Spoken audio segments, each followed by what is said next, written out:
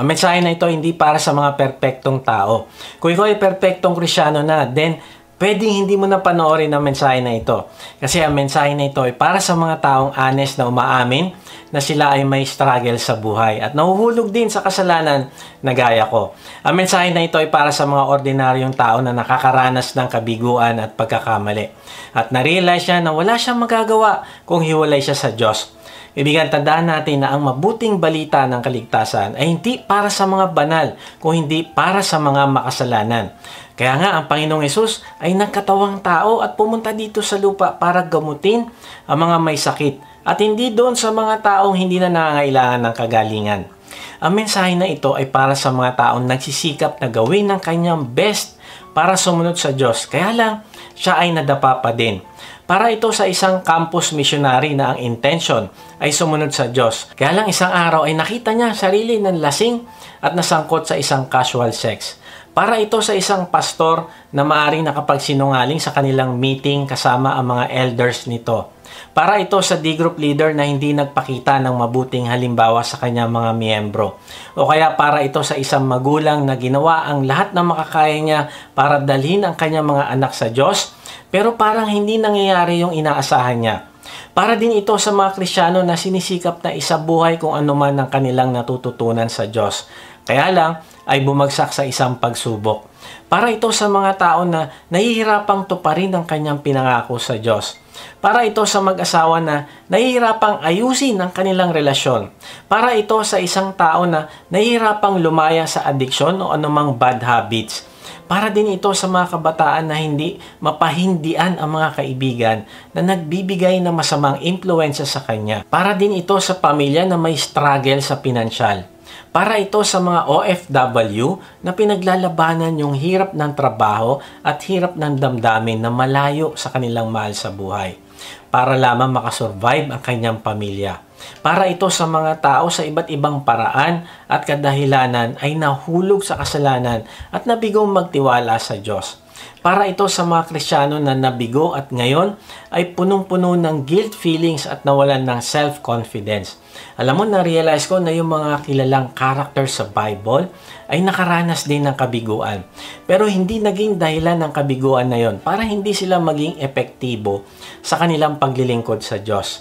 Kasama dito sa mga karakter na ito ay si Abraham, Moses, Elijah, David at Peter, na kahit may point sa kanilang buhay na sila ay nadapa, ay nakabangon pa rin sila, nakarecover at ginamit nila ang karanasan na iyon para sila ay lumago at tumatag.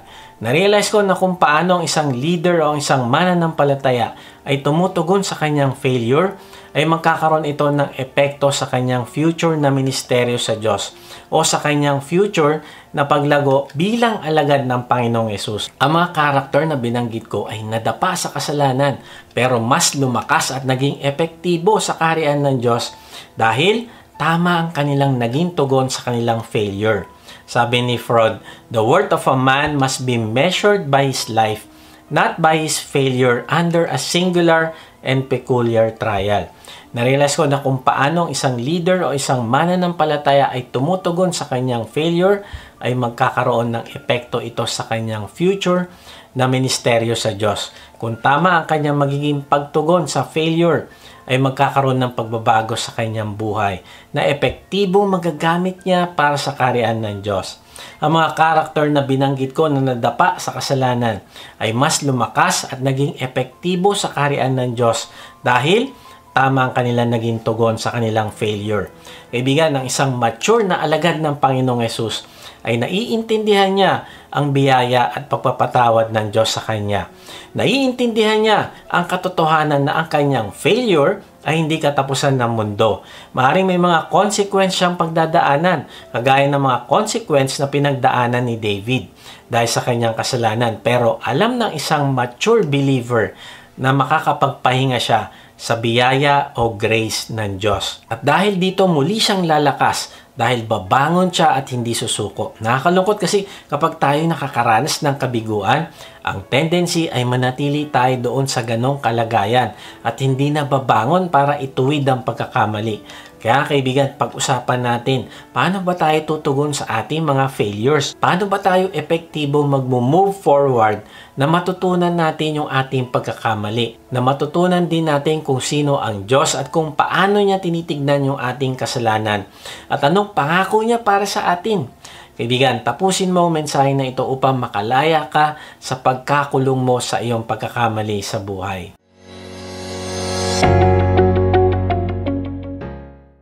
Accountability and prayer partnership.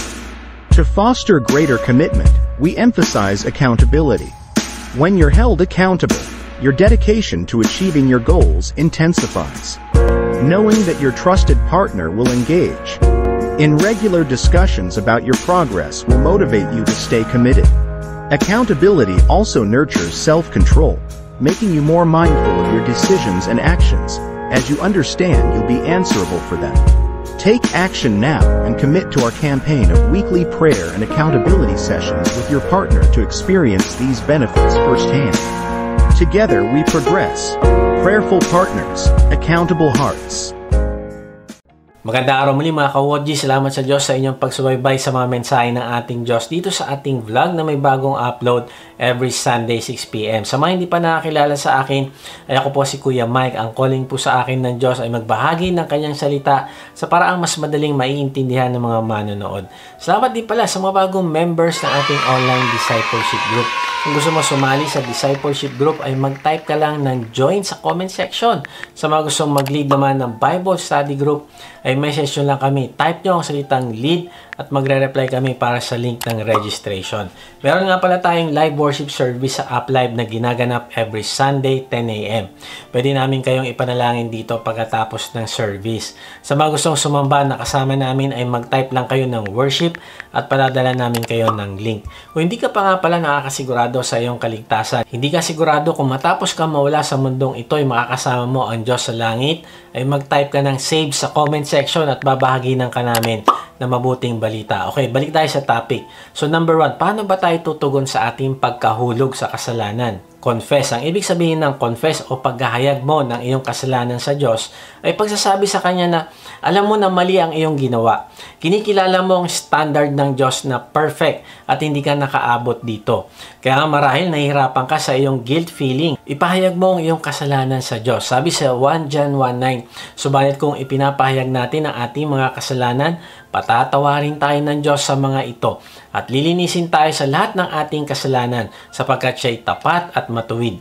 Ayon sa talata ay kung ipapahayag mo ang iyong kasalanan ay patatawarin ka ng Diyos sa mga ito. Lilinisin ka niya hindi dahil sa marami kang nagawang kabutihan, kung hindi dahil siya ay tapat na Diyos. Ang ibig sabihin kung pinangako na niya na kung magko-confess ka ng kasalanan mo sa Kanya, ay siguradong papatawarin ka, ay paniwalaan mo ito dahil kapag pinaniwalaan mo ito, ay ito ang maglilinis sa iyo sa iyong guilt feeling dahil sigurado ka na napatawad ka na niya. Sabi sa mga Kawikaan 28:13, ang nagkukubli ng kanyang sala ay hindi mapapabuti, ngunit kahahabagan ng Diyos ang nagpabalik loob at nagsisisi. Kaibigan, kung nagkasala ka, ay huwag mo itago dahil alam na ng Diyos ang iyong kasalanan at inaantay ka na lang niya na sabihin mo ito sa Kanya. Kung ipagpapatuloy mo na itago yan, ay patuloy din siya magbibigay sa iyo ng problema. Kung magbibigay ka sa Kanya ng excuses naman, ay lalong lalala lang ang iyong problema. Pero kung ipapahayag mo ito sa Diyos, ay patatawarin ka niya at kahabagan. Nakakalungkot kasi maraming Kristiyano ang nadadaya ng dyablo na nag-iisip, bakit pa ako hingi ng kapatawaran? Maaaring magawa ko na naman ulit itong kasalanan na ito sa future. Kaya mabuti pang ituloy ko na lang ang ginagawa ko. Total, yun naman ang aking pagkatao. Kapatid, kung ikaw ay Kristiyano, ay makakaranas ka ng pagkondena ng dyablo. Talagang masama kang tao, hindi ka na magbabago kailanman, kaya lubos-lubosin mo na mga ginagawa mong kasalanan. Kaibigan, kailangan mong malaman na may masamang plano ang dyablo sa iyo. Nais niyang sumuko ka at huwag nang bumangon sa kasalanan. Ayaw niyang magtuloy ka sa paglakad sa tamang landas papunta sa Panginoong Hesus upang balang araw ay maging kagaya ka ng Panginoong Hesus sa salita at sa gawa. Ayaw ng dyablo na nagbabago ka. Ayaw niyang maranasan mo ang magandang plano ng Diyos sa iyo. Kasi pag nararanasan mong ginagawang pagkilos ng Diyos sa iyo, ay mas lalong lalago ang iyong pagtitiwala at pagmamahal sa Kanya. At kapag nangyari ito, nako, mahihirapan ng dyablo na pabagsakin ka. Kaya gusto ko malaman mo ang totoo.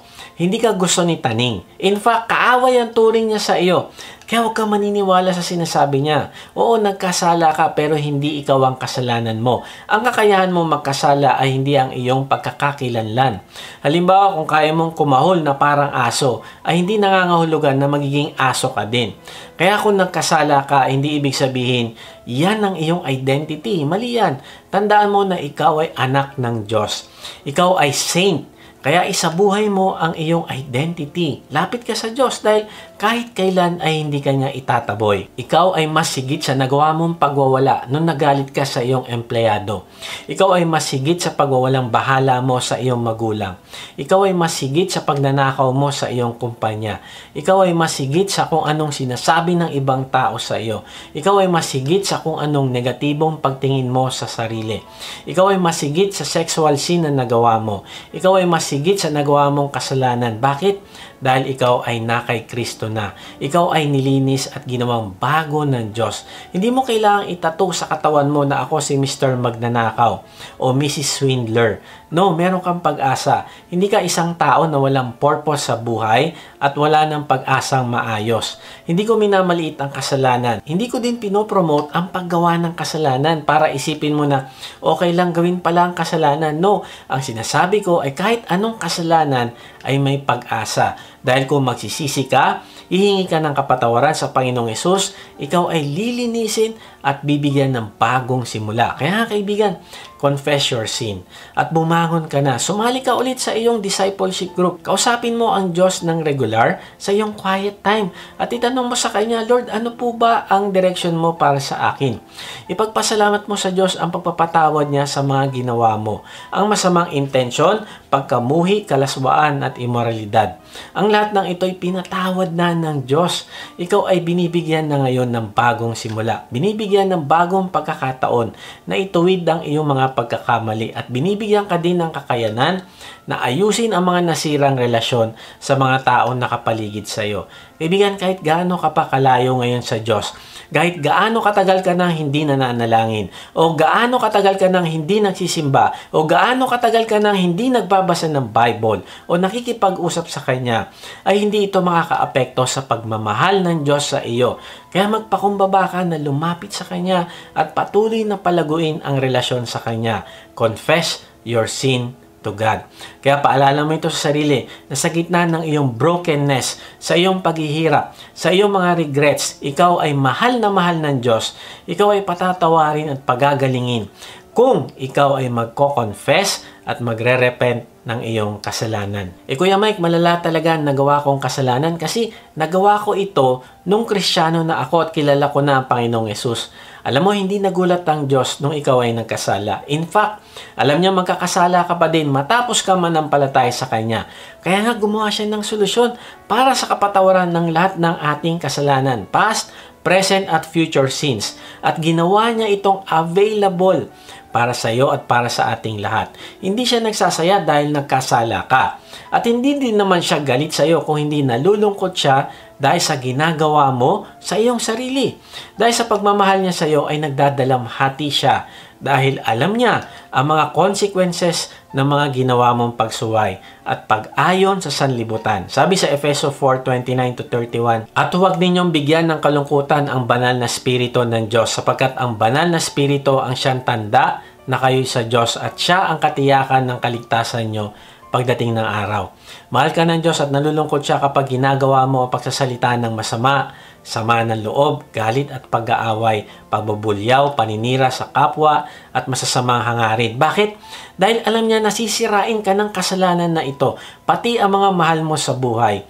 Hahayaan ng Diyos na maranasan mo ang consequence na ginawa mong kasalanan para makita mo na mas mapapabuti ka pag sumunod ka sa Kanya at mapapahamak ka naman kapag sumusuway ka. Halimbawa, hahayaan niyang maranasan mo ang mga consequence gaya ng mabuntis ka sa murang edad, o kaya dahil sa mas pinili mo ang madaling pagyaman na paraan kaysa magtrabaho ng marangal, ay minsan hahayaan ng Diyos ang consequence na bumagsak ang iyong trabaho o negosyo. O kaya maaaring magkasakit ka dahil sa iyong bisyo. Kaibigan, hindi ko na kailangang isa-isahin ang mga consequence ng kasalanan. Tumingin ka lang sa paligid mo at makikita mo na maraming tao nakakaranas ng kahirapan dahil sa mga maling desisyon sa buhay. Sabi sa Galatians 6:7, huwag ninyong linlangin ang inyong sarili. Ang Diyos ay hindi madadaya ni numan. Kung ano ang itinanim ng tao, iyon din ang kanyang aanihin. Alam mo, pwede mong gawin lahat. Hahayaan ka ng Diyos. Binibigyan ka niya ng free will o malayang pagpipili. Pero ang problema ay hindi mo kayang piliin ang magiging consequence sa kasalanan mo. Kaibigan, huwag mo nang antayin na anihin mo ang masamang tinanim. Kung hindi, bumangon ka agad. Talikuran ng kasalanan at lumakad papunta sa Diyos. Sabi sa Hebreo 12:6, sapagkat dinidisiplina ng Panginoon ang mga minamahal niya at pinapalo niya ang itinuturing niya mga anak. Kaibigan, kung didisiplinahin ka man ng Diyos ay hindi para wasakin ka o hindi para ituwid dahil mahal ka niya at ayaw ka niya mapahamak. Kaibigan, ang hindi mo pag-confess sa kasalanan ang maglalayo sa iyo sa Diyos. Sabi ni Alan Redpath, it is only deliberate, willful sin that has not been confessed and forgiven that makes us feel that God has forsaken us. For that sin causes Him to hide His face from us. Then sabi pa sa mga awit 32:3, nang hindi ko pa naihahayag ang aking mga sala, ako'y nanghina sa maghapong pagluha. Kaibigan, manghihina ka ng tuluyan kung hindi mo ipapahayag ang kasalanan sa Diyos. Pero kung ipapahayag mo ang iyong kasalanan ay magkakaroon ka ng kagalakan sa iyong puso dahil alam mong pinatawad ka na ng Diyos. Si George ay isang Kristiyano na nagsisikap na ibahagi ang mabuting balita sa kanyang boss. Kaya lang tumatanggi yung kanyang boss. Isang araw siya ay pinagawa ng isang bangka ng kanyang boss at ang bangka na ito ay ginamitan ng copper nails. Kasi nga naman ang pako na ito ay hindi kinakalawang. Kaya pwedeng gamitin sa paggawa ng bangka. At dahil sa mahal ito ay nag-uuwi si George pa ilan-ilan na piraso araw-araw. Ang kanyang katwiran ay mayaman naman ang kanyang boss at hindi niya ito hahanapin. Kaya lang itong mama ay na-convict ng Diyos habang siya ay nag-worship. At sinabi sa kanya na sabihin sa kanyang boss ang nangyari. Kaya lang sabi niya, hindi ako pwedeng mag-offer sa boss ko na babayaran ko isosoli yung kinuha ko na pako. Kasi sasabihin niya sa akin na ipokrito ako o nagpapanggap na Kristiyano at hindi niya nga ito ginawa. Kaya lang, hindi tumigil ang kanyang konsensya at nawalan siya ng kapayapaan sa kanyang puso. Kaya isang araw, sinabi niya rin sa kanyang boss. Tinanong si George ng kanyang pastor kung anong sinabi ng boss niya sa kanya. Sabi ng boss niya sa kanya, George, simula pa lang nung una, ang tingin ko sa iyo, ikaw ay ipokrito na Kristiyano at hindi ako naniniwala sa iyo.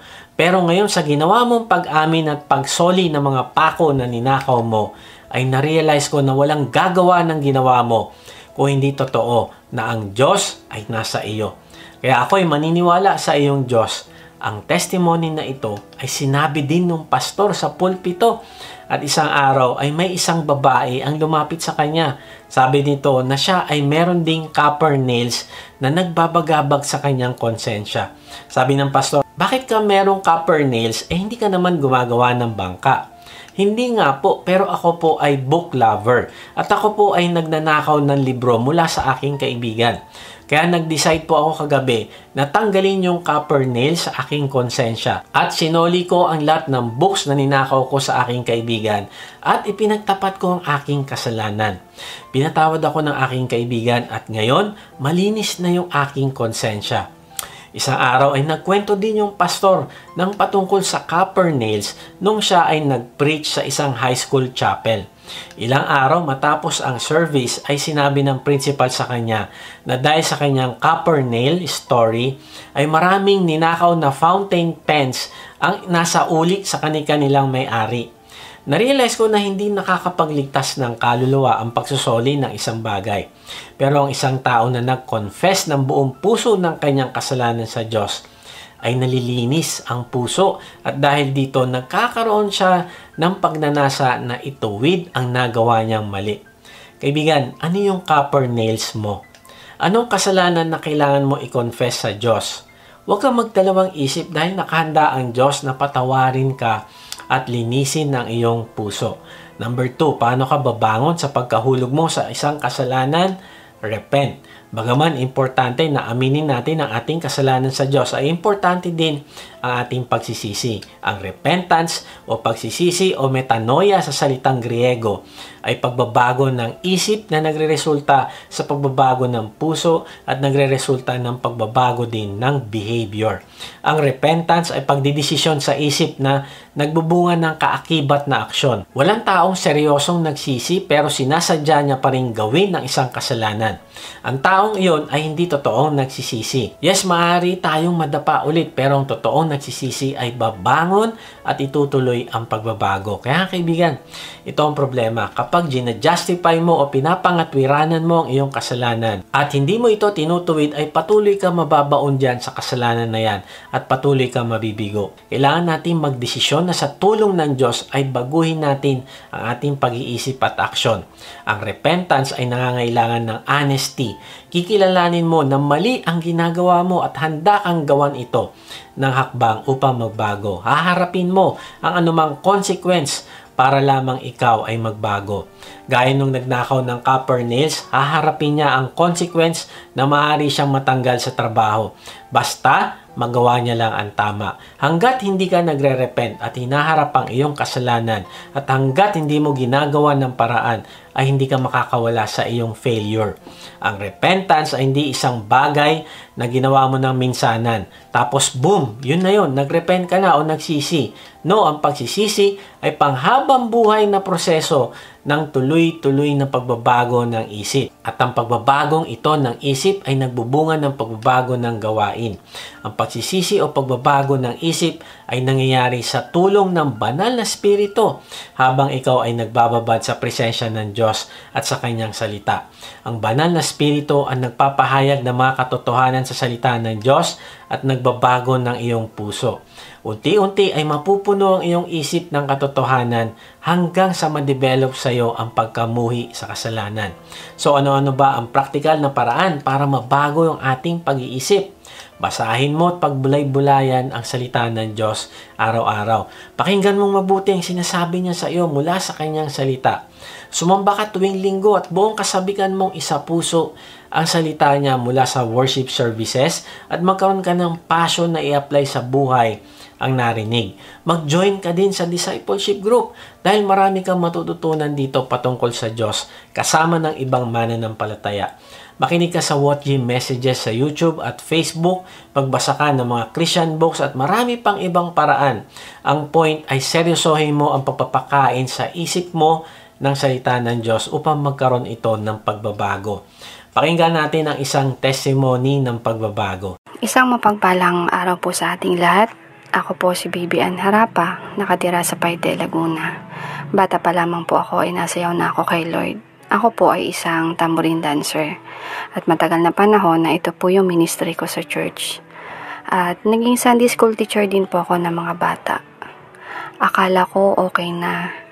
Akala ko matatag na ako bilang isang Christian dahil nasa ministry ako.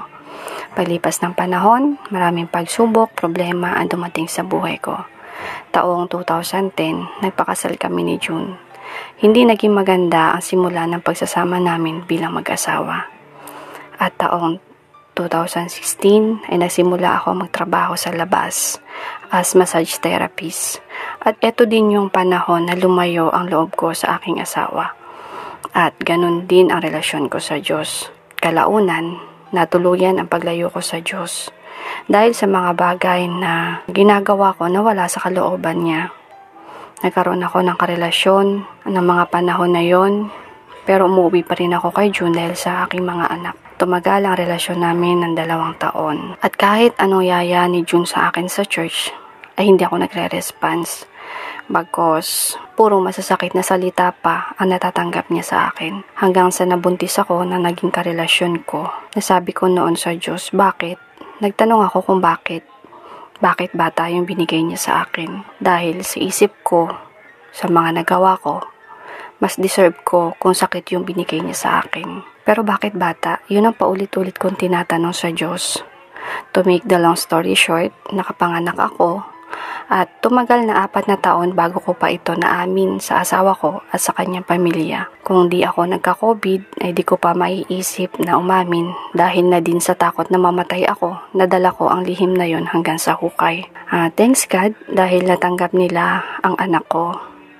Nagpatuloy ang buhay namin at bumalik ako sa church kasama ang aking pamilya. 2022, na-stroke ang asawa kong si June. Severe ang pagkaka-stroke niya. At hiniling ko sa Diyos na huwag muna kunin ang asawa ko dahil sa bago pa lang ako nakakabawi sa kanya, bago pa lang ako bumabawi sa kanya sa lahat ng mga nagawa ko. Sobrang laking himala ang ginawa ng Diyos sa buhay ng asawa kong si June. Dahil nung nasa ICU siya at natubuhan na, ay tinaningan na rin siya ng doktor na di na magtatagal ang kanyang buhay. Dahil kita nila nahirap na si June, but dahil sa paghihimalang ginawa ng Diyos sa buhay ng asawa ko, nakarecover po siya. Si Lord ang nag-provide sa amin, sa lahat ng aming kailangan, noong mga panahon na yon na nasa ospital kami, hanggang sa nakalabas kami. At naging mabilis ang recovery ng katawan ni June. Pero may isang pangyayari uli sa buhay ko. Nagkamali at bumagsak uli ako sa kaparehong kasalanan. At dito na ako nawala ng pag-asa sa sarili ko. At inisip ko na lang na kamatayan na lang ang tanging pag-asa ko para makawala sa kasalanan kong yun. Inisip ko na rin magpatiwakal dahil nasabi ko din sa Diyos noon na di ko naman deserve ang langit at mas deserve ko na ang impyerno. Dahil nga sa mga kasalanang nagawa ko. Sa pangalawang pagkakataon, nagloko ako sa aking asawa. Nakita ko at nasaksihan ko ang himala ng Diyos sa buhay namin, pero nangyari pa rin yun sa akin. Minsan, nakita ko ang asawa ko nanonood sa YouTube, preaching ni Kuya Mike. Hanggang sa nagkaroon ako ng interes sa mga video niya. At sa sitwasyon namin ni June, kinailangan namin ng counseling. At si Pastor June Collis ang nakausap namin for counseling. At nag-join na din ako sa D-Group. At kalaunan, nag-join na rin ang asawa ko sa D-Group dito sa Wochi. Malaking tulong sa aming spiritual life ang D-Group namin at nagpapasalamat ako kay Lord sa buhay ng mga taong pinadala niya sa amin. Lalo na sa akin para magpatuloy kay Lord. At ngayon po, ay nag-join na din po kaming mag-asawa sa Biblical Foundation dito sa Wochi. Sobrang nagpapasalamat po ako kay Lord dahil ang akala kong wala ng pag-asa ay meron pala sa tulong ni Lord. At kasama na din po ng mga taong ibinigay ni Lord sa amin upang makapagpatuloy sa kalooban ni Lord at lumakad na naaayon sa kalooban ni Lord. At hanggang dito na lang po. Sa Diyos po ang kapurihan, karangalan. Amen. Salamat sa iyong patuto, Ashley Ann. Ang pagsisisi ay hindi kailanman magiging late. Palaging may puwang ang Diyos sa ating pagsisisi at kung totoo ito sa puso natin, ay tutulungan tayo ng Diyos na magbago. Kaibigan, tandaan natin ito. Ang pagsisisi ay pagtalikod mo sa maling gawain at pagharap mo naman sa Diyos. Halimbawa, narito ang Diyos sa kaliwa at narito ang kasalanan sa kanan. Hindi ka pwedeng nakaharap sa dalawa ng sabay. Nakaharap ka sa kasalanan at nakaharap ka din sa Diyos. Tandaan mo ito, kaibigan. Once na humarap ka sa kasalanan, yung likod mo nasa Diyos. Palayo ka ng palayo sa Kanya. Kapag naman humarap ka sa Diyos, ay yung likod mo naman ang nasa kasalanan. Ang ibig sabihin, tatalikdan mo na ito. Habang palapit ka ng palapit sa Diyos, ay palayo ka ng palayo sa kasalanan. Ang repentance ay pagtalikod mo sa kasalanan at pagharap sa Diyos na magugugol ka na ng iyong time, talent at treasure sa pagkilala at paglilingkod mo sa Kanya. Mali ang kaisipan na pwede mong tanggapin ang Panginoong Hesus sa iyong buhay, pero wala kang ibabawas o wala kang tatanggalin. Sabi ni Patrick Morley na mali ang paniniwala that we can add Christ to our lives but not subtract sin. It is a change in belief without a change in behavior. It is revival without reformation, without repentance. Ang pagsisisi ay pag-subtract mo ng kasalanan sa iyong buhay bilang kapalit ng buhay na nakay Kristo. May isang lalaki, gusto niya maging Christian. Ang sabi ng pastor, o bakit, anong problema? Medyo nag-aalangan pa sabihin ng lalaki yung problema. Pero bandang huli ay sinabi niya na nakapagnakaw kasi ako ng pera sa kumpanya. Sabi ng pastor, magkano ba yung ninakaw mo? Sabi niya, mahigit $1,500. And then sabi ng lalaki, hindi ako naniniwala sa biglaang pagbabago. Ang iniisip ko ay unti-unting pagbabago. Halimbawa, hindi ako magnanakaw this year ng mahigit sa $1,000. Tapos next year, gagawin ko na lang itong $500. Hanggang sa susunod pang taon, ay totally mawawala na ito. At kapag nahuli ako ng aking boss, sasabihin ko sa kanya na ako ay nagbabago na. Kasi Christian na ako. Narealize ko, kaibigan, na ang ganitong paniniwala ay kasinungalingan nilalagay ng dyablo. Ang repentance ay about face o U-turn. Nakaharap ka na sa Panginoong Yesus at nakatalikod ka na sa kasalanan. Ang sabi sa Ephesians 4:28, ang magnanakaw ay huwag na magnakaw. Sa halip, magtrabaho siya ng marangal para sa sariling ikabubuhay at makatulong sa mga nangangailangan. Hindi sinabi dyan na ang magnanakaw ay dahan-dahan na magbago. Bawas-bawasan ang ninanakaw hanggang sa totally ay mawala. Hindi, ang sabi dyan ay huwag na magnakaw. Ibig sabihin, talikdan mo na ang kasalanan. Isa pang halimbawa, merong isang lasinggero na linggo-linggo binubugbog ang kanyang asawa. At sabi niya, gusto niya maging Kristiyano. Sasabihin ko ba sa kanya na relax ka lang? Hindi ako naniniwala sa biglaang pagbabago. Kung dati, 4 times a month ka nalalasing at nambubugbog, ngayon, gawin mo na lang once a month at wag mo nang sosobrahan doon. Dapat 12 times a year lang. Tapos, babawasan mo unti-unti. Hanggang sa dumating yung taon na once a year ka na lang naglalasing at nambubugbog sa iyong asawa. Tuwing anniversary na lang, okay ba yon? Sa tingin mo, matutuwa kaya yung kanyang asawa? Dahil dahan-dahan ng kanyang pagbabago, hindi kaibigan. Hindi kasi ganun ang totoong pagsisisi na tinuturo ng Bible. Ang pagsisisi ay nalaman mo na ang ginagawa mo ay mali. Kaya magdidesisyon ka na itigil ito at gawa mo ng paraan. Halimbawa, naalala ko na bagaman naroon ang aking pakikipaglaban sa kasalanan, ay nadapa pa rin ako. Nanood ako ng questionable material sa internet. Galit na galit ako sa sarili ko dahil sandali lang naman ang kasiyahan na yon. Pero yung konsensya ko ay mas matagal na hindi niya ako pinatahimik. Hanggang kinabukasan ay hirap na hirap ako mag-quiet time.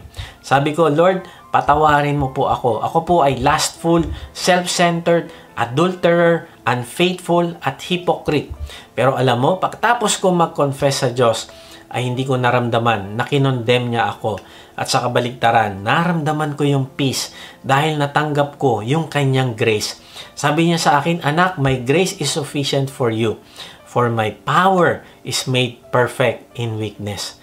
Sabi ko, salamat po Lord, dahil ang lahat ng kasalanan ko ay binayaran mo na.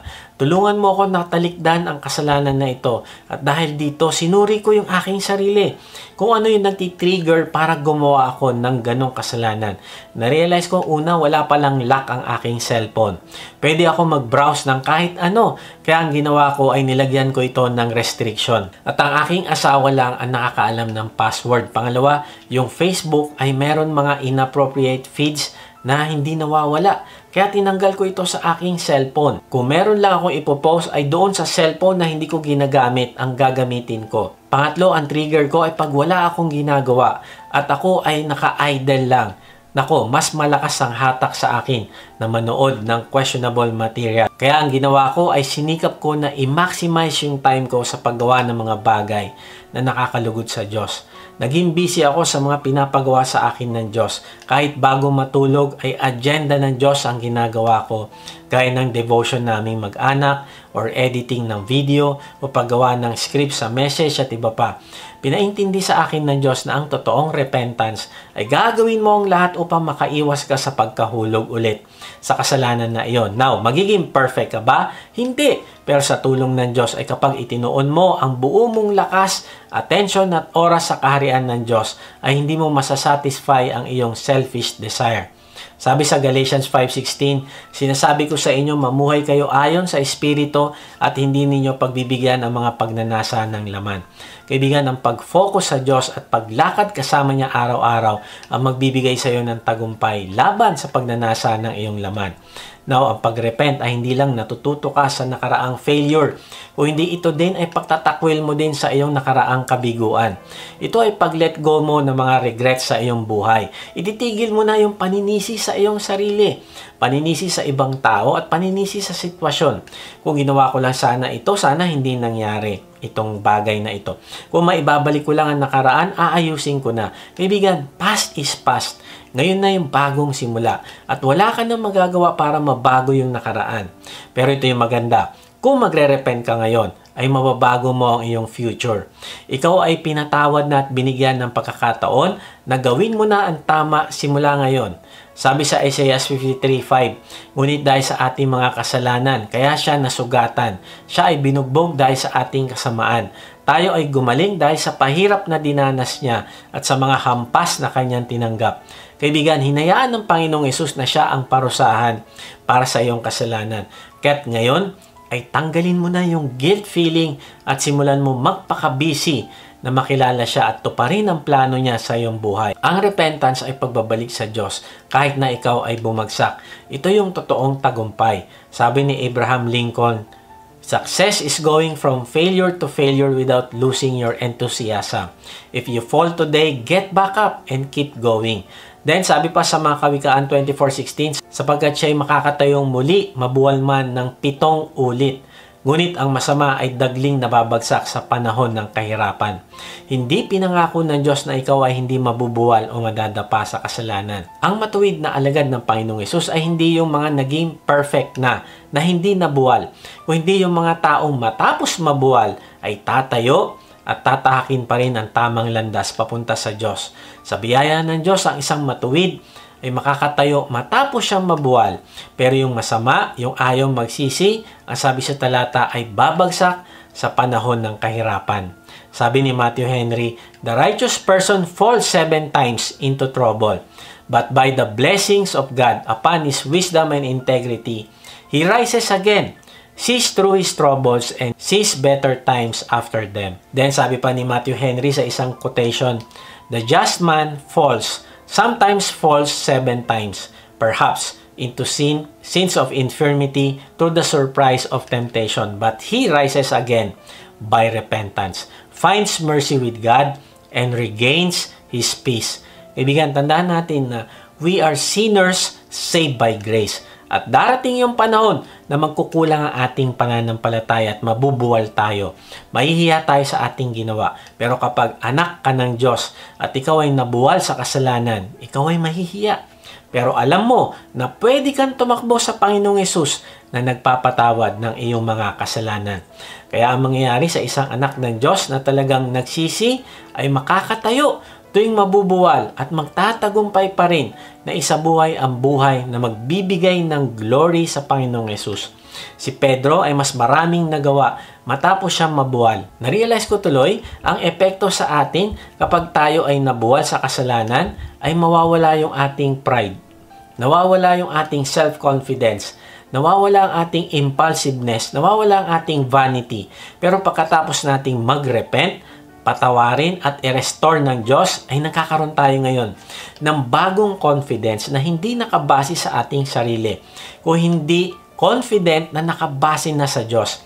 Nagkakaroon na rin tayo ng willingness na magamit ng Diyos ang ating karanasan o testimony para sa Kanya. Kahit minsan nakakahiya ang ating ginawa pero mas nananaig ang kagustuhan natin na papurihan ang Diyos sa ating buhay. Ite-testify natin ito. Kaibigan, imagine mo ito. Kanino nanggaling ang istorya ni Pedro? Malamang sa kanya rin. Kinuwento niya sa kanyang mga kapwa alagad. Nawa nakakalungkot, maraming tao nagtatago ng kanilang mistakes, nagtatago ng kanilang kasalanan. Pero ibahin natin si Pedro. Nung siya ay nirestore, ay hindi niya mapigilang hindi sabihin ang ginawa ng Panginoong Hesus na pagpapatawad sa kanya. Kaya hanggang ngayon si Pedro ay nangungusap pa rin sa atin. Palagi nating naalala yung kanyang pag-deny sa Panginoong Hesus. At naiisip natin tuloy na kung pinatawad siya ng Diyos at ginamit na muli ng Panginoon, ay patatawarin ka at ako at ire-restore din ng Diyos. Na-realize ko na ang kasalanan ay nagre-resulta ng guilt feelings. At kapag hindi mo ito kino-confess sa Diyos, ay hindi ka magkakaroon ng clear conscience. Na-realize ko kung meron kang clear conscience ay hindi ka mangangamba at tingin ng tingin sa likod mo. Hindi ka iiwas sa iyong accountability at prayer partner. Hindi ka takot makita ang iyong cellphone. ng ibang tao. Bakit? Kasi wala ka namang tinatago. Bakit? Kasi nag-confess ka na. And lastly, number 3, paano tayo babangon sa ating pagkakamali sa Diyos? Accept forgiveness. Sabi sa John 3:17, isinugo ng Diyos ang kanyang anak hindi upang hatulan ng parusa ang sanlibutan, kundi upang iligtas ito sa pamamagitan niya. Kaibigan, hindi na parito ang Panginoong Hesus upang hatulan ka, o hindi gusto kanyang iligtas. Kaya nga, kung gusto mong mapatawad ka ng Diyos sa iyong kasalanan, ay kailangan mo munang tanggapin ang pagpapatawad ng Diyos sa iyo sa pamamagitan ng pananampalataya mo sa Panginoong Hesus. Pangalawa, kailangan mo ding patawarin ng iyong sarili. Kasi kung kinokondena mo ang iyong sarili, ay tinatakwil mo ang binibigay sa iyo na pagpapatawad ng Panginoong Hesus. Na-realize ko ang pagkapanak ng muli or being born again ay instant. The moment na nilagay mo ang pananampalataya mo sa Panginoong Hesus, ikaw ay pinanganak na muli. Pero yung gagawin ng Diyos na pagbabago sa iyo ay lifetime na proseso, at ang ating pagbangong muli at pagtanggap ng kapatawaran ng Panginoong Hesus ay kasama sa proseso ng ginagawang pagbabago sa atin ng Diyos sa buong buhay natin upang tayo ay maging kalarawan ng Panginoong Hesus. Oo, maaaring nagkamali ka, pero tandaan mo kaibigan na hindi pa tapos ang Diyos sa iyo. Lahat tayo ay work in progress. Kaya kung ikaw ay nabuwal, huwag ka sumuko. Gawin mo ang tatlong na pag-aralan natin: confess, repent, at accept forgiveness from God. At mapagtatagumpayan mo ang iyong pagbangon muli. Maaring nagdududa ka sa kapasidad ng Diyos na magpatawad kasi paulit-ulit ka na sa iyong kasalanan. Pero alam mo kaibigan, na-realize ko na hindi mo kailangan tanungin kung patatawarin ka pa ba ng Diyos sa mabigat mong kasalanan. Bakit? Dahil 2,000 years ago, ay binayaran na niya ang lahat ng klase ng kasalanan. Alam na niya ang lahat na gagawin ng kasalanan ng lahat ng tao sa hinaharap. Kasama na ang kasalanan mo at kasalanan ko. Kaya ang kapatawaran ng kasalanan ay available na sa mga taong mananampalataya sa Panginoong Hesus at sa mga taong umaamin ng kanilang kasalanan at humihingi ng kapatawaran sa Kanya. Sabi sa Colossus 1:13-14, iniligtas niya tayo sa kapangyarihan ng kadiliman at inilipat sa kaharian ng Kanyang minamahal na anak, na nagpalaya at nagdulot sa atin ng kapatawaran sa ating mga kasalanan. Kaibigan, kung nanampalataya ka sa Panginoong Hesus, ay nilinis at pinatawad na ang lahat ng kasalanan mo sa nakaraan, sa kasalukuyan at hinaharap. At pinalaya ka na niya mula sa kadiliman. Napunta ka na sa kanyang kaharian. Hindi niya kailangang antayin yung gagawin mong kasalanan sa future bago kanya patawarin. Kung hindi, binayaran na niya lahat, pati ang gagawin mong kasalanan next week, next month, next year, kasalanan na gagawin mo hanggang sa huling hininga mo. Alam na alam niya ang mga kasalanan na gagawin mo sa hinaharap, mula sa pinakamaliit hanggang sa pinakamalaki. Pero minahal ka pa din niya at pinatawad. Kung gusto mong bumangon mula sa iyong pagkadapa sa kasalanan, ay huwag kang mag-alinlangan na humingi at tanggapin ang kanyang pagpapatawad sa iyo. Sabi sa 1 John 2:12, sumusulat ako sa inyo mga anak sapagkat pinatawad na ang inyong mga kasalanan dahil sa kanyang pangalan. Ang pagtanggap mo sa pagpapatawad ng Diyos ay pagsasabi sa kanya na, Lord, salamat po sa grace mo sa akin. Kaya ito, babangon po ako muli at aasa na palalakasin mo ako at tutulungan na magbago. Kaibigan, wag mo parusahan ng sarili mo kung ikaw ay nadapa. Ang Kristyanismo ay hindi tungkol sa pagpapa-impress mo sa Diyos. Lord, ang galing ko, naiwasan ko ang kasalanan na ito. Thumbs up naman dyan. No, hindi ganon. Dahil hindi mo kaya ma-impress ang Diyos sa iyong sariling galing. Alalahanin mo na kung meron kang magagawa, ay ito ay naging posible lang dahil hinayaan niya ng Diyos. Ang Kristyanismo ay patungkol sa pagtulong ng Diyos sa iyo upang mapagtagumpayan mo ang kasalanan at hindi ito tungkol sa sarili mong kakayahan. Lord, thank you, pinatawad mo na ako. Salamat at makakaya kong magbago dahil palalakasin mo ako at bibigyan ng kapangyarihang mapagtagumpayan ang aking struggle. Kung gusto mo talagang bumangon mula sa pagkadapa, ay kailangan mong maintindihan na hindi mo kayang pagtagumpayan ng kasalanan sa pamamagitan ng iyong willpower. Kailangan mo ang grace o biyaya ng Diyos na magbibigay sa iyo ng kalakasan upang tumanggi sa kasalanan. Sabi sa Romans 6:14, sapagkat ang kasalanan ay hindi makapaghahari sa inyo, sapagkat wala kayo sa ilalim ng kautusan kundi sa ilalim ng biyaya. Kung nanampalatay ka sa Panginoong Hesus at tinanggap mo siya bilang iyong Panginoon at tagapagligtas, siya ay nanahan na sa iyo sa pamagitan ng banal na Espiritu. Hindi na makakapaghari ang kasalanan sa iyo, hindi dahil sa sarili mong lakas, kung hindi sa kapangyarihan ng banal na Espiritu na nananahan sa iyo. Ikaw ay nasa ilalim na ng biyaya ng Diyos at wala ng kapangyarihan sa iyo ang kasalanan. Kung dati sunod-sunuran ka sa kasalanan, wala kang choice. Alipin ka dahil wala kang kakayahang tumanggi. Ngayon dahil nasa ilalim ka na ng biyaya o grace ng Diyos, ay meron ka ng choice kung pipiliin mo ang kasalanan o hindi. Kaya nga, encouragement sa atin, kung sakaling nadapa tayo, piliin din natin ang bumangon kaagad at magpatuloy sa direksyon papunta sa Panginoong Hesus. Dahil tutulungan tayo ng banal na Espiritu sa ating pagbabago. Halimbawa, may kaibigan kang kumakatok sa pintuan at dali-dali mong pinuntahan, kaya lang brown out at inaaninag mo lang ang daan. Kaya ang resulta, natalisod ka sa isang bangko at nadapa. Sasabihin mo ba sa taong kumakatok, sorry, di na kita pagbubuksan kasi nadapa ako dito dito na ako mananatili. Siyempre hindi. Tatayo ka at kahit masakit pa ang katawan mo, ay pupuntahan mo ang pinto at bubuksan. Bakit? Dahil ang focus mo ay papasukin ng kaibigan mo. Ganon din naman tayo na kung nadapa ka sa kasalanan, huwag ka na magtampisaw at manatili dyan. Kailangan mong bumangon ka agad at pumunta sa direksyon ng Panginoon na kung saan ikaw ay babaguhin niya. Unti-unti sa pamamagitan ng tuloy-tuloy na paglapit mo sa Kanya. Huwag mong alisin ang focus mo na lumago ang relasyon sa Kanya. Tuloy ka pa din kahit anong mangyari, kahit masakit, kahit mahirap, kahit matagal, kahit parang walang pag-asa, ay hindi ka magpapatalo. Babangon ka at gagawin mo ang pinapagawa ng Diyos sa iyo dahil ito ang makakabuti sa iyo. Ang pagkadapa ay hindi problema, pero kung anong gagawin mo pagkatapos mong madapa, ang magiging problema. Babangon ka ba agad o magpapasadsad na lang sa kasalanan? Kaibigan, maaaring matagumpay kang ginamit ng Diyos sa iyong ministry. Halimbawa, ikaw ay D-group leader, ikaw ay praise and worship leader, ministry head, teacher, pastor at iba pa, o ikaw ay spiritual leader sa iyong pamilya o nagbabahagi ka ng mabuting balita sa iyong pinagtatrabahuan, kaya lang ay nadapa ka. Iniisip mo na ang sama na ng aking testimony kahit kailan. Hindi na ako magagamit ng Diyos. Kaibigan, bumangon ka at tanggapin mo ang kapatawaran na galing sa Diyos. Huwag kang maniwala sa dyablo na wala ka ng pag-asang magbago at hindi ka nagagamitin ng Diyos ulit. Alam mo, hindi mag-i-inject ng kasinungalingan sa iyo si Satan nang walang dahilan. So anong dahilan? Gusto kanyang dayain. Nakikita niya kasi ang potential ng iyong ministry. Alam niya kung gaano kalaki ang magiging impact ng iyong testimony ng pagbagsak at pagbabalik mo sa Diyos. Nakikita niya na ang iyong repentance ang magiging dahilan kaya mas lalo kang magiging epektibo sa kaharian ng Diyos. Huwag ka pumayag na magapi ng dyablo. Tandaan mo na hindi nakadepende sa iyo ang pagpapatawad ng Diyos. Hindi sa laki o sa liit ng kasalanan o sa dami o kakuntian.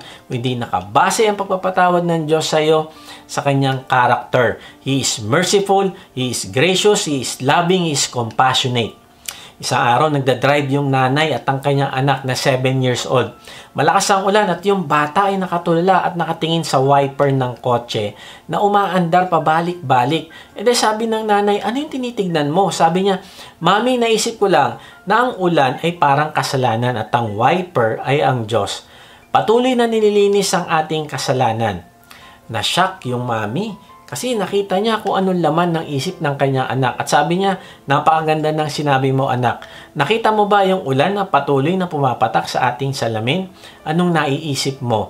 Alam mo, sabi ng bata, tayong mga tao patuloy na nagkakasala. At ang Diyos ay patuloy din namang pinapatawad tayo.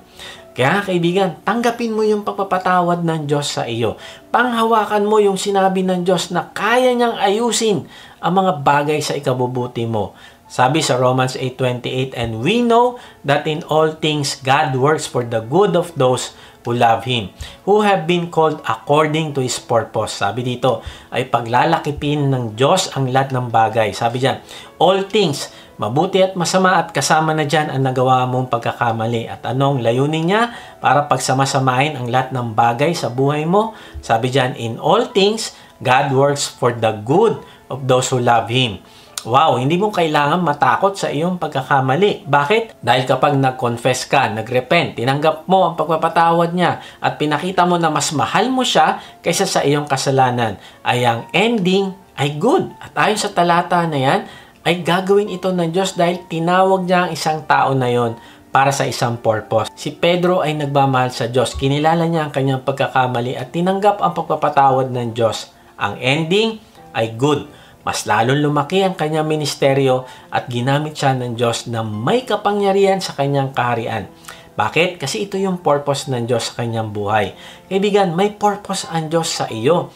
At hindi mo ito magagawa. Hindi mo mararanasan ng ending na good kung hindi ka babangon at tatalikod sa kasalanan.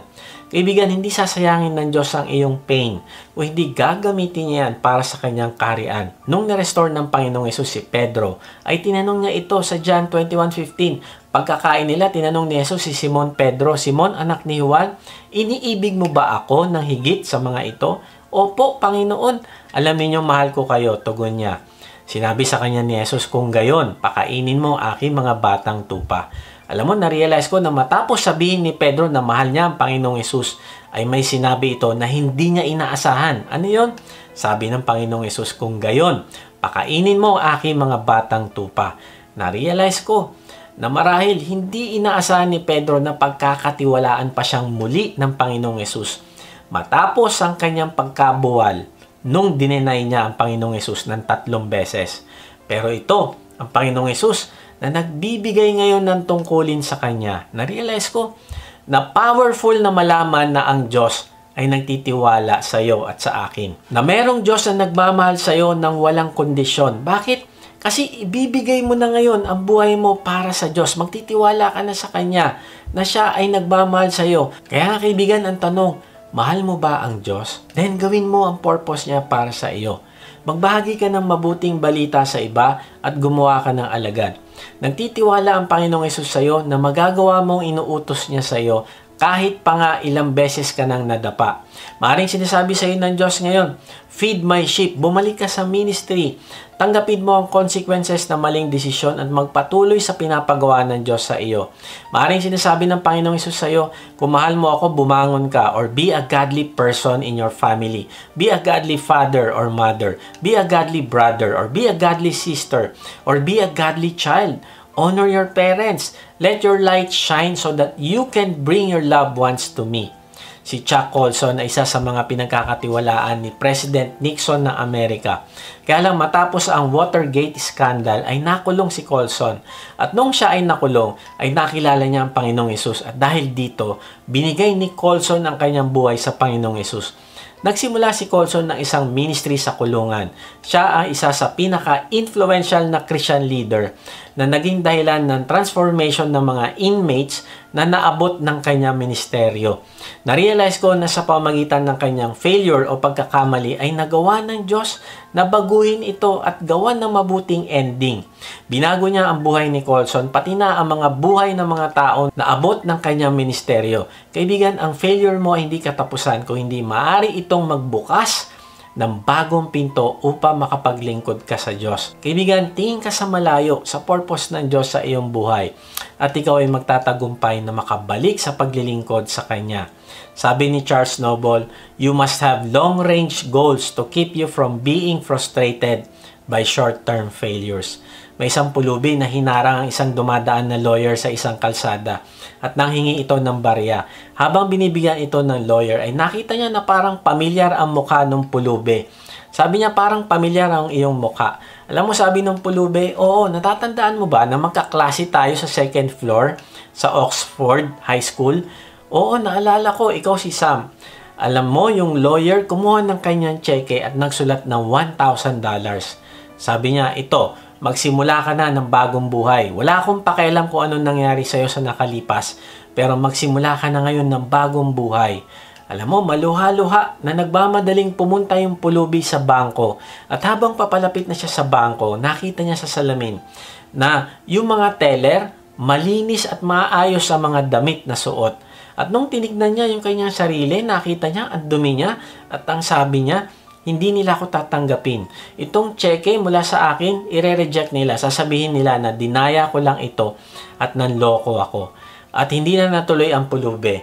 Nung sumunod na araw ay nakita ulit yung pulubi at yung lawyer. Sabi ng lawyer, anong ginawa mo sa cheque, Sam? Pinangsugal mo ba ito? Pinang-inom mo? Hindi, sabi ni Sam. And then kinuha niya yung cheque sa kanyang maruming bulsa at kinuwento niya kung bakit hindi niya ito na-encash. Alam mo, sabi ng lawyer, kaibigan, ang pagiging good ng cheque ay hindi nakasalalay sa iyong kasuotan o itsura. Kung hindi nakasalalay kung good o hindi ang cheque sa aking pirma. Kaya bumalik ka na sa bangko at encash mo na yan. Alam mo, na-realize ko na ang kaligtasan ay hindi nakasalalay kung naging malinis ba tayo o mabuti sa lupa. Dahil sa totoo lang, lahat tayo ay nagkasala at madumi. Pero buti na lang ang kaligtasan ay nakasalalay sa ginawa ng Panginoong Yesus na pagbabayad sa lahat ng ating kasalanan. Kaya sabi niya sa 1:14:6, sumagot si Jesus, ako ang daan at ang katotohanan at ang buhay.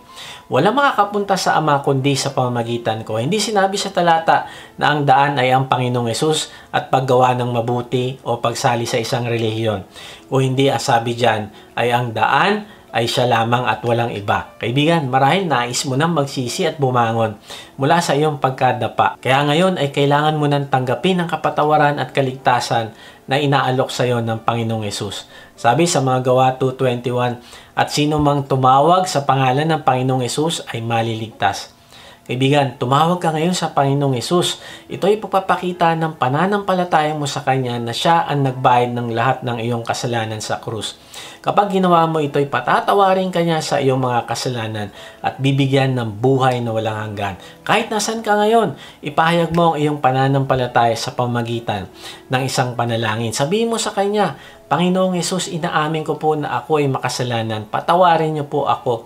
Nananampalataya po ako na ikaw ang nagbayad ng aking kasalanan sa krus. Ngayon nga ay binubuksan ko na yung aking puso. Pumasok ka at manahan sa akin. Tinatanggap kita bilang aking Panginoon na tagapagligtas. Simula ngayon ay tatalikdan ko na ang aking kasalanan at tutungo sa landas na papunta sa iyo. Tulungan mo ako na magamit mo para sa iyong kaharian. Salamat din sa kaligtasan na binigay mo sa akin ngayon.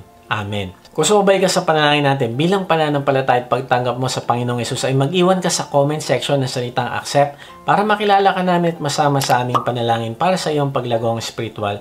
Kung na-bless ka naman sa message na ito, inaanya kita mag-subscribe sa aking YouTube channel upang ma-notify ka pag may bago na kaming video. Ibahagi mo din ang mensahe na ito sa iba ng mga nanghihina, nangangamba sa buhay at nasa kapigatian upang ma-encourage sila na lumapit sa Diyos na nagmamahal sa atin. Kung gusto mo namang mas makilala pa ang Diyos ay sumama ka lang sa aming online discipleship group. Type mo lang ang salitang join sa comment section. Kung napapanood mo naman ito sa Facebook ay click mo lang yung send message at type mo doon ang salitang join at may magre-reply sa'yo para sa link ng registration form. Salamat nga pala sa mga regular na nagsusupport sa ating ministry at kung gusto mong maging partner sa ministry na ito na magamit ka ng Diyos sa pagpapalagana pa ng kanyang salita at pagtulong sa mga nangangailangan ay inaanya kita mag-support financially sa ating gawain. Meron tayong link ng donation page sa baba ng description. Pag hindi nyo nakita ang link ay mag-type lang kayo ng partner sa comment section at papadala namin kayo ng link. Sa ating pagtatapos ay iwan ko ito sa inyo. Sabi sa Romans 8:38-39, sapagkat natitiyak kong walang makapaghihiwalay sa atin sa kanyang pag-ibig. Kahit ang kamatayan o ang buhay, ang mga anghel o ang mga pamunuan at ang mga kapangyarihan, ang kasalukuyan o ang hinaharap, ang kataasan o ang kalaliman o alinmang nilalang ay hindi makapaghihiwalay sa atin sa pag-ibig ng Diyos na ipinagkaloob sa atin sa pamamagitan ni Kristo Jesus na ating Panginoon. Kaibigan, walang makakapaghiwalay sa iyo sa pag-ibig ng Diyos. Kahit kamatayan o anghel o ang diablo ang iyong kabiguan o ang iyong pagkakamali ay hindi yan magiging dahilan para mahiwalay ka sa pag-ibig ng Diyos sa iyo. Kaya kaibigan, bumangon ka at magsimula ulit. Confess your sins to God. Kilalanin mo ang iyong pagkakamali. Aminin mo ito sa Diyos. At pagkatapos ay repent. Pagsisihan mo talikuran ng iyong kasalanan. And then, tanggapin mo ang pagpapatawad ng Diyos sa iyo. Paniwalaan mong ginawa niyang paglilinis sa iyo at huwag mong sayangin ang binigay niya sa iyong bagong simula. Huwag ka nang bumalik sa dati mong gawain. Talikuran mo ito at humarap ka sa Panginoong Yesus na tuloy-tuloy. At pag ginagawa mo ito, ikaw ay magmamature at lalago bilang isang mabuting alagad ng Panginoong Yesus. At mararanasan mo din ng ending na maganda at pagtupad ng Diyos sa purpose niya para sa iyong buhay. God bless!